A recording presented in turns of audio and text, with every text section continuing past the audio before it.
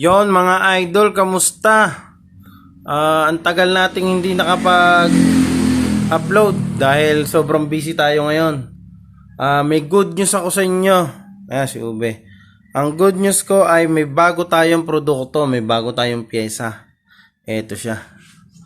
Ayan. Ang dami. May mga parating pa mga idol. Papakilala ko lang sa inyo ang ating pedal shifter mga idol. Ayan improve yung shifting performance nyo. Ayan siya mga idol. Yung spring dito. Yan yun.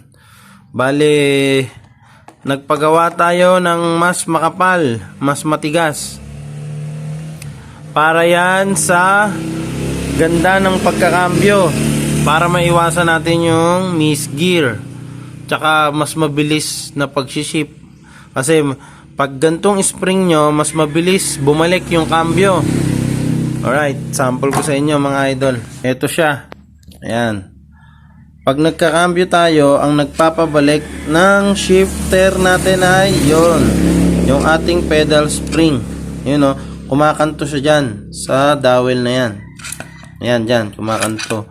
Yung ating pedal spring. So, eto, kung nakikita nyo, manipis. Kasi stock to. Ayan, mag-focus. Stock to, mga idol. Medyo malambot pa siya. Ayan. Timo. Medyo malambot kasi mabagal pa bumalik.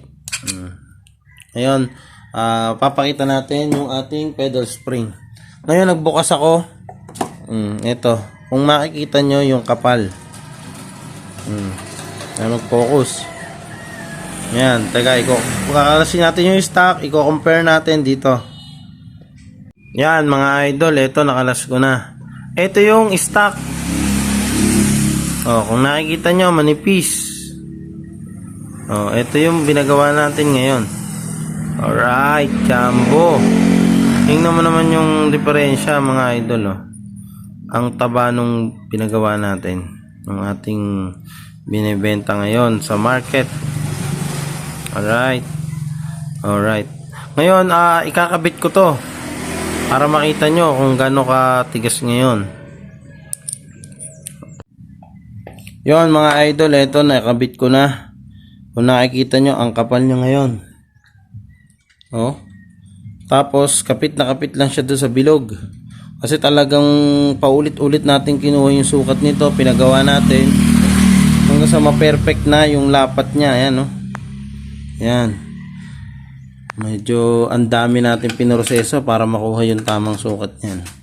Ngayon, ang tulong niya ngayon ay yung recoil. Pag kinambyo yung ganyan, medyo may laban na yung balik niya.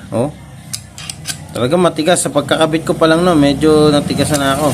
Ngayon Ngayon, pag nagkakambyo ko na mabilis, pak. Ang bilis ng balik niya, lumalaban talaga siya.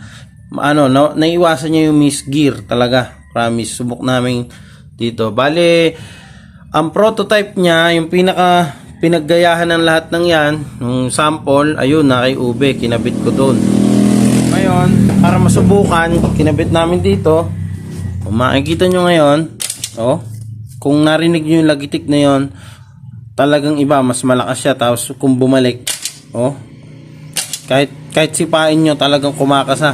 Kalimitan sa wave, pag kinakambyo yung ganyan, hindi pumapasok, kailangan na ikot yung gulong. Eto, kahit di naikot yung gulong, kahit tadyakan mo yung cambio mo, papasok, Kasi lumalaban na yung recoil. Naiiwasan talaga yung misgear. Dati, sakit ni Ubi yun.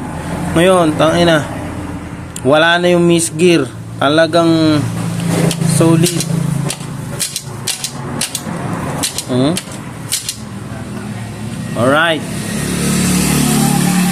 Alright, bali proven na talagang maganda. Pinroseso natin. May packaging na siya. May libreng sticker sa loob. Alright.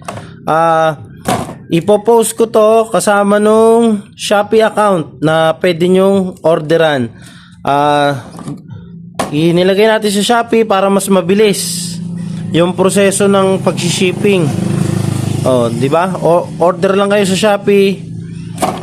Dadating agad sa inyo to. Mura lang mga idol. Ayan, sulit na sulit, promise. Kung hilig mo kumarera, talagang maganda to. Pwede rin to sa daily, mga idol. Masarap ipil yung cambio kapag ka nakagantong shifter. Pedal spring pala. Pwede rin sa daily, touring. Talagang motocross, okay din to. Kaya yung may mga wave 125, eto na. Ang nangyari kasi, nakakita na ako sa ibang bansa ng ganito. Nagpakopya tayo. At ayan na. Kasi walang release talaga dito. Matagal ko nang gustong bumili niyan. Pero walang release. Kaya nagpagawa na tayo ng atin. Gumastos tayo para lang magkaroon tayo ng atin. Ma-improve natin ang shifting ng ating mga wave 125. Alright mga idol, maraming salamat. Sana suportahan nyo itong parts natin. At sana ma-experience nyo rin. Ayan, no? Racing shifting experience. Sana ma-experience nyo rin kung paano kumambyo ang naka-pedal spring ng Team Idol. Thank you!